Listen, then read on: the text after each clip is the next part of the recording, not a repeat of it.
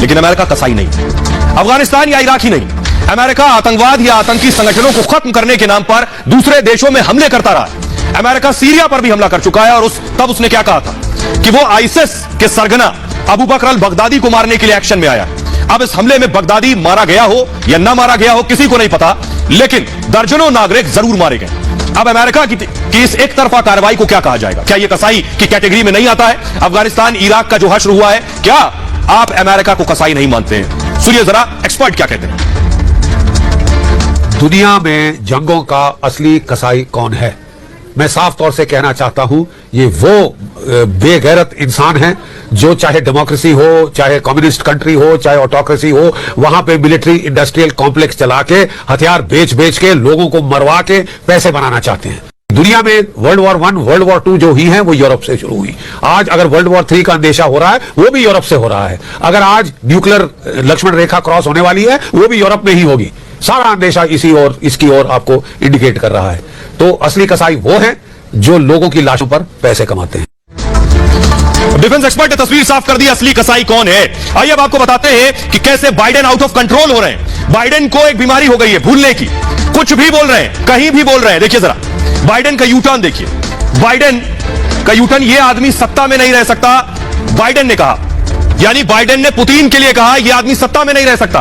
अब white house ने क्या कहा? राष्ट्रपति की बात का गलत मतलब निकाला गया, यानी उन्हीं का कार्यालय अब उनकी बात को ठीक कर रहा है। इससे पहले आपको याद होगा बाइडेन ने कहा था सत्ता परिवर्तन की बात नहीं, अब व्हाइट हाउस कह रहा हम सत्ता परिवर्तन की बात नहीं कर रहे। बाइडेन के जवाब का गलत मतलब निकाला गया।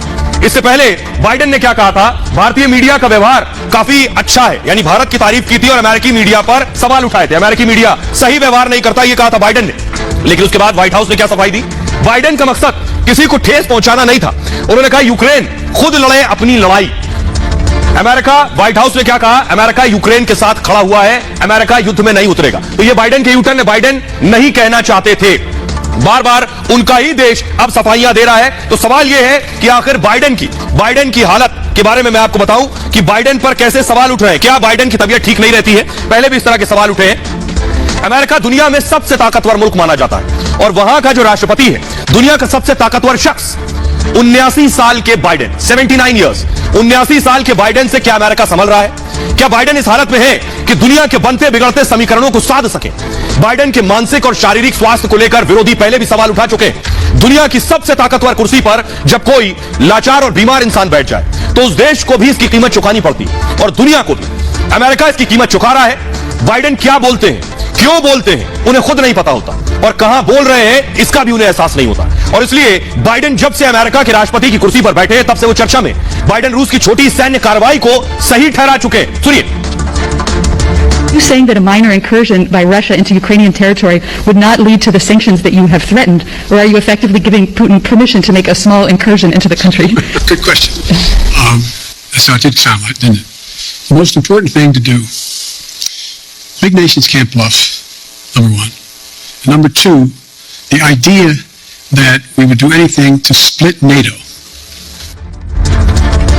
तो अमेरिका के राष्ट्रपति के तौर पर बाइडेन की एकमात्र गलती नहीं है। इससे पहले भी वो अपने बयानों को लेकर चर्चा में रहे।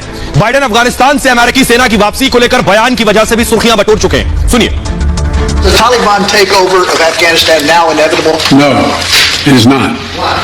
Because you have the Afghan troops have 300,000 well equipped as any army in the world, and an air force against something like 75,000 Taliban. It is not inevitable. तो क्या बाइडेन की हालत ठीक नहीं है? यह सवाल इसलिए पूछा जा रहा है क्योंकि बात बयानों तक होती तो भी समझ में आता। बाइडेन बड़ी और अहम मीटिंग में सोते हुए कैमरे में कैद हो चुके हैं। तस्वीरें देखिए, उनका सोने वाला जो ये वीडियो है ये खूब वायरल हुआ। तब व्हाइट हाउस को सफाई देनी पड़ी थी कि दरअसल वो सो नहीं रहे थे बल्कि आंखें मूंद कर सब कुछ सुन रहे थे। और इतना ही नहीं, ओबामा को इससे पहले बाइडेन राष्ट्रपति ट्रंप कहकर बुला चुके हैं। सोचिए, ओबामा को, सिर्फ ओबामा ही नहीं, पुतिन को भी राष्ट्रपति ट्रंप के नाम से बुला चुके हैं। यूक्रेन तक का नाम भूल गए थे एक बार बाइडेन, यूक्रेन को ईरान कहकर बुला चुके हैं बाइडेन। और गणित भी भूल गए राष्ट्रपति बाइडेन। हालत ये हो गई है कि $100 को $1000 समझाया था लोगों को। तो क्या बाइडेन ठीक है? गलत सलत बयान देना और बयान देने में लड़खड़ाना और फिर बयान देकर पलट जाना, यह बाइडेन की फितरत रही है। और यही वजह है कि अमेरिका के पूर्व राष्ट्रपति डोनाल्ड ट्रंप उन पर हमलावर रहे हैं। डोनाल्ड ट्रंप के बारे में आपको बताऊं, उन्होंने कहा कि बाइडेन राष्ट्रपति के लायक नहीं है, बाइडेन मानसिक तौर पर बीमार है उन्होंने अमेरिका को खतरे में डाला है। अमेरिका उनसे जल्द छुटकारा पाए, बाइडेन को इलाज की सख्त जरूरत है। दरअसल बाइडेन ऐसी हरकतें करते रहे हैं कि पूर्व राष्ट्रपति डोनाल्ड ट्रंप को उन पर हमले का मौका मिल जाता है। यहां तक कि बाइडेन एक राष्ट्रपति के तौर पर अपनी सीमाएं कई बार लांघ चुके हैं और पत्रकार के सवाल पर उसे अपशब्द, अभद्र भाषा तक का इस्तेमाल कर चुके हैं पत्रकार के लिए। सुनिए जरा। Mr. President, could you give us a brief update on your call with European leaders on what's happening in Ukraine today? The only reason I don't like doing this is you never report on why I called a meeting.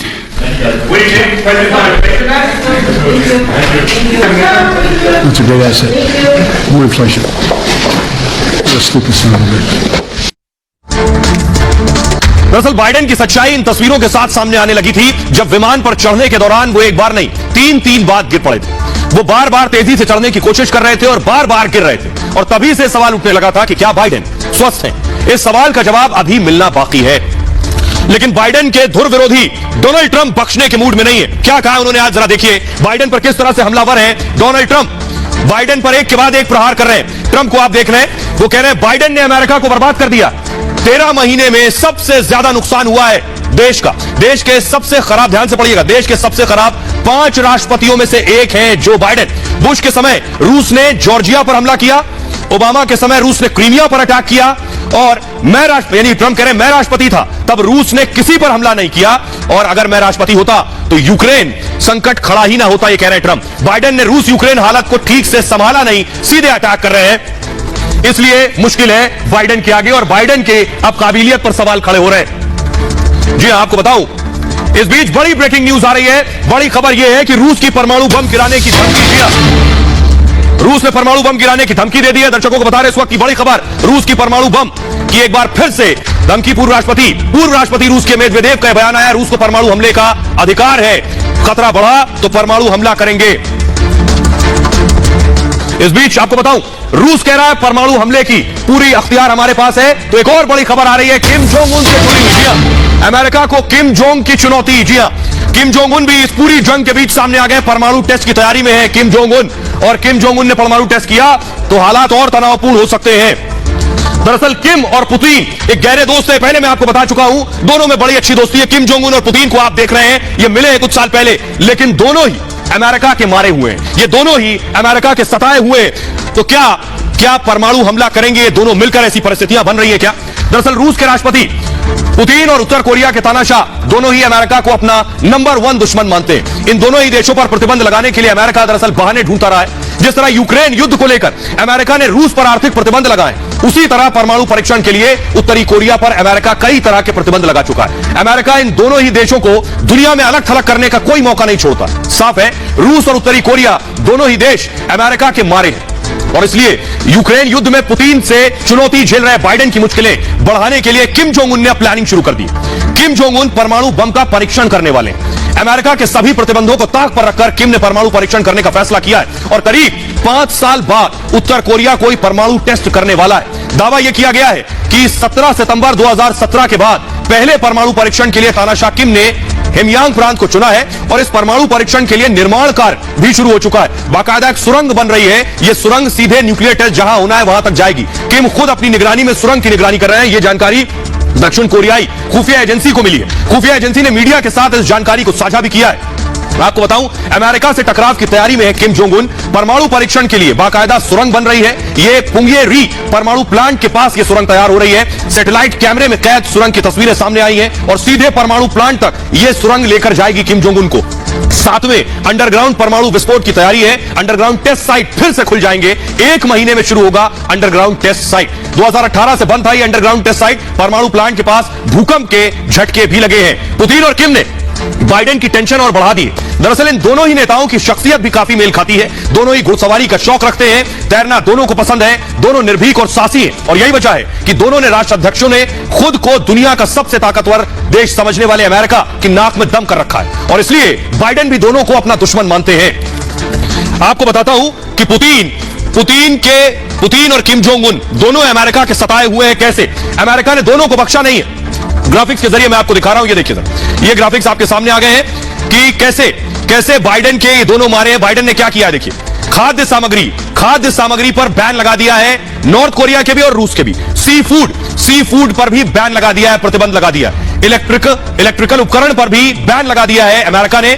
Luxury सामान भी इन दोनों देशों से नहीं लिया जाएगा, तेल भी इन दोनों देशों से नहीं खरीदा जाएगा, इसके अलावा कोयला भी नहीं खरीदा जाएगा। यह सैंक्शन अमेरिका ने इन दोनों पर लगाए हैं। इसके अलावा कुछ और ओटीटी प्लेटफॉर्म पर भी बैन लगाया हुआ है। टेक्नोलॉजी भी इनसे कोई नहीं खरीदी जाएगी। टेक्सटाइल यानी कपड़ा उद्योग से जुड़े काम भी पूरी तरह से बैन इन दोनों देशों के ऊपर, यानी ये दोनों ही मुल्क सताए हुए हैं अमेरिका के। लेकिन किम जोंग दरअसल भड़क गए। किम जोंग क्यों भड़के? क्योंकि अमेरिका ने उन पर फिर से नए बैन लगा दिए और अब एक बार फिर जो बाइडेन किम को उकसाने की तैयारी कर रहे हैं। पुतिन का साथ दे रहे हैं किम को उकसाने के लिए अमेरिका ने नए प्रतिबंधों की घोषणा कर दी है। दुनिया यह जानती है कि किम जोंग उन अमेरिका को अपना सबसे बड़ा दुश्मन मानते हैं और पहले भी कई बार अमेरिकी प्रतिबंध की परवाह किए बगैर परमाणु अभियान को जारी रख चुके हैं। हाल ही में आपको बताऊं, किम ने एक ऐसे मिसाइल का परीक्षण किया जो अमेरिका के शहरों को तबाह करने की